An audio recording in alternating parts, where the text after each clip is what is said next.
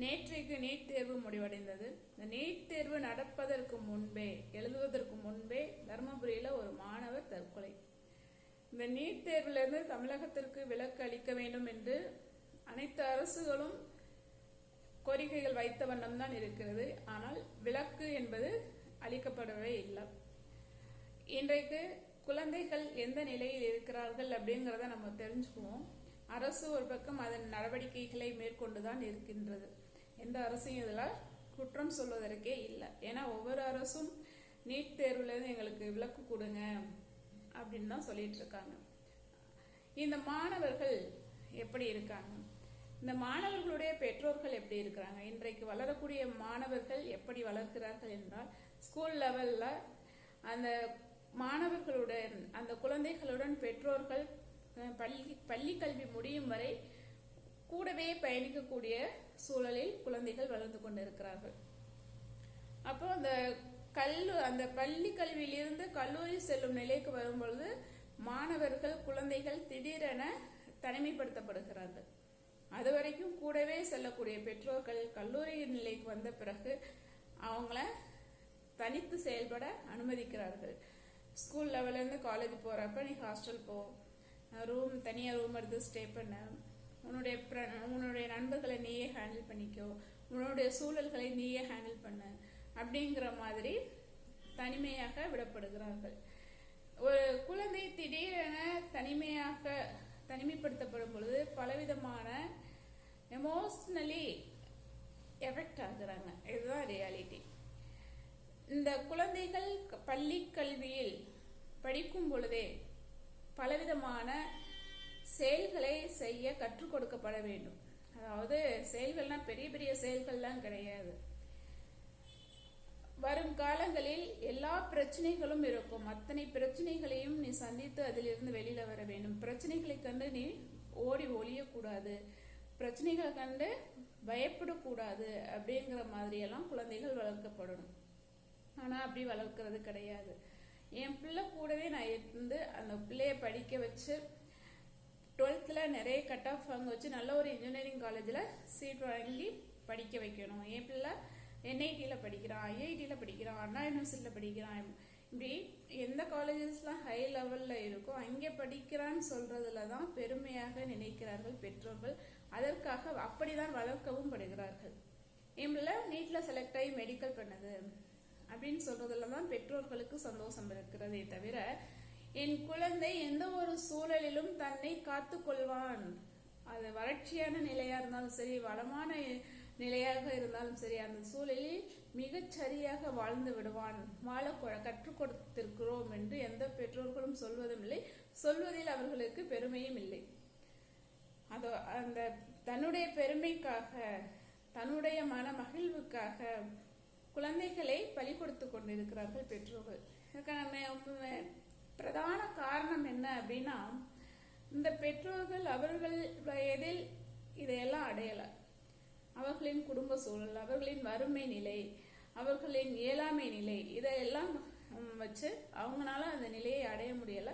தனக்கு கிடைக்காத எல்லாம் தன்னுடைய குழந்தைக்கு கிடைக்கணும் அப்படின்னு சொல்லி புகுத்தப்படுகிறார்கள், குழந்தைகளுக்குள்ள புகுத்துகிறார்கள்.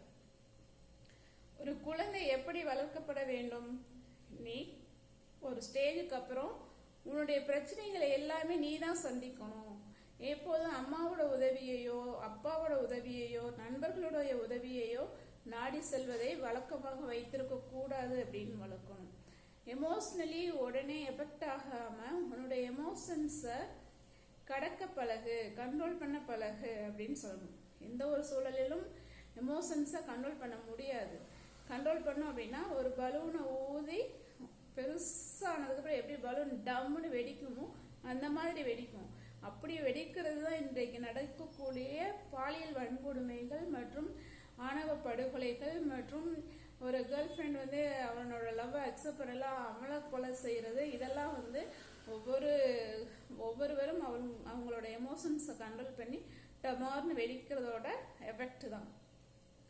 எமோஷன்ஸை கண்ட்ரோல் பண்றதை விட எமோஷன்ஸை உணர்ந்து இந்த இடத்துல நம்ம உணர்ச்சி வசப்படுறோம், அப்ப இதை நம்ம உணரணும், இதுல நம்ம வெளியில வர்றதுக்கான வழியை தேடணும் அப்படிதான் குழந்தைகள் வளர்க்கப்பட வேண்டும். அதாவது சுருக்கமா சொல்ல போனா வாழ்க்கையை வாழ்வதற்கான வாழ்க்கை கல்வி பாடமாக கற்றுக் கொடுக்க வேண்டும் பெற்றோர்களும் ஆசிரியர்களும் கல்வி நிறுவனங்களும். ஆனால் ஒவ்வொரு கல்வி நிறுவனமும் என்ன செய்கிறது என்றால், நம்ம கல்வி நிறுவனம் முதல் மதிப்பெண் எடுக்கணும், டிஸ்ட்ரிக்ட் லெவல்ல ஃபர்ஸ்ட் மார்க் நம்மள தான் இருக்கணும், டிஸ்ட்ரிக்ட் லெவல்ல மாணவர்களின் எண்ணிக்கை அதிகமாக உள்ள கல்வி நிறுவனம் நம்ம நிறுவனமாக இருக்கணும். நம்ம கல்வி நிறுவனத்திலிருந்து தான் நீட்டுக்கு அதிகமான நபர்கள் வெளியில் செல்ல வேண்டும், நீட்ல செலக்ட் ஆகி மெடிக்கலுக்கு போகணும். நம்ம கல்வி நிறுவனத்திலிருந்து தான் அதிகமான மதிப்பெண் வாங்கி தமிழகத்தின் நம்பர் 1 இன்ஜினியரிங் காலேஜஸ்ல நம்ம கல்வி நிறுவனத்திலிருந்து தான் அதிகமான மாணவர் சேர்க்கை இருக்கணும். நம்ம கல்வி நிறுவனத்திலிருந்து தான் என்ஐடிக்கு ஸ்டூடெண்ட்ஸ் போகணும். இப்படிதான் செயல்படுகிறது தவிர கல்வி நிறுவனங்கள் எந்த ஒரு மாணவனின் தனி மாணவனின் வாழ்க்கை வாழ்வதற்கான அந்த வாழ்க்கை கல்வியை எந்த ஒரு கல்வி நிறுவனமும் புகட்டவில்லை. அதாவது நீட்ல செலக்ட் ஆகலாட்டி என்னப்பா, இன்ஜினியரிங் இருக்கு, இன்ஜினியரிங்ல செலக்ட் நிறைய கட் ஆஃப் வாங்கல, நிறைய ஆர்ட்ஸ் அண்ட் சயின்ஸ் கோர்சஸ் இருக்கு, அவற்றையெல்லாம் படித்து கூட உன்னுடைய வாழ்க்கை தரத்தை உயர்த்தி கொள்ள முடியும், எந்த ஒரு சூழலையும் ஏற்றுக்கொள்ள பழகிக்கொள் அப்படிங்கிற மாதிரி எந்த ஒரு குழந்தையும் பெற்றோர்களாலும் வளர்க்கப்படவில்லை, கல்வி நிறுவனங்களாலும் வளர்க்கப்படவில்லை. அதனால குழந்தைகள் வாழ்க்கையை வாழ்வதற்கான கல்வியை கற்றுக் கொடுங்க.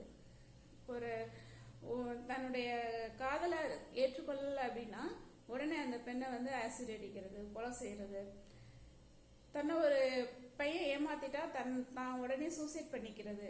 பெண்களும் சரி ஆண்களும் சரி குழந்தை நிலையிலிருந்து அடுத்த கட்டத்துக்கு போகும்பொழுது இப்படிதான் செய்து கொண்டு இருக்கிறார்கள்.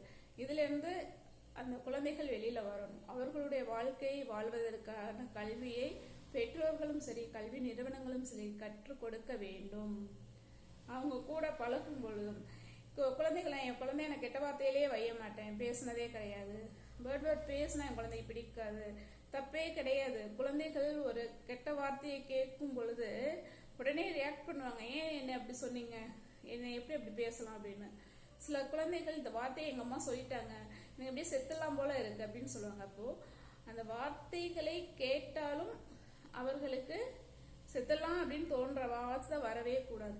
அவங்க பேசினா பேசிட்டு போறாங்க. இன்னைக்கு அப்படி எமோஷன்ஸ்ல உடனே ரியாக்ட் பண்ணா எந்த ஒரு அரசியல் கட்சிகளாவது ஆட்சி பண்ண முடியுமா? எந்த ஒரு கார்பரேட் நிறுவனங்களை நடத்த முடியுமா?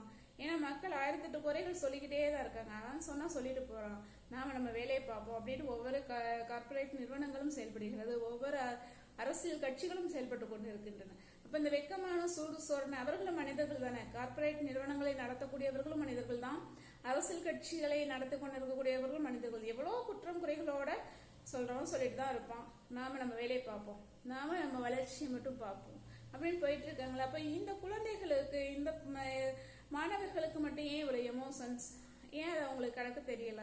ஒரு கடற்கு அடிபட்டு மிதிப்பட்டு வந்தாதான் கடக்கணுமா? அதுக்கு முன்னாடியே உணரக்கூடாதா? உணரணும் அப்படிங்கறத பெற்றோர்களும் சரி கல்வி நிறுவனங்களும் சரி கற்றுக் கொடுக்க வேண்டும். அப்ப மட்டும்தான் மாணவர்கள் குழந்தைகள் மிகச் சரியாக வாழ்வார்கள். ஏன்னா இன்னைக்கு காலமே மாறிட்டு இருக்கு, கடந்த காலங்கள் மாதிரி இல்லை.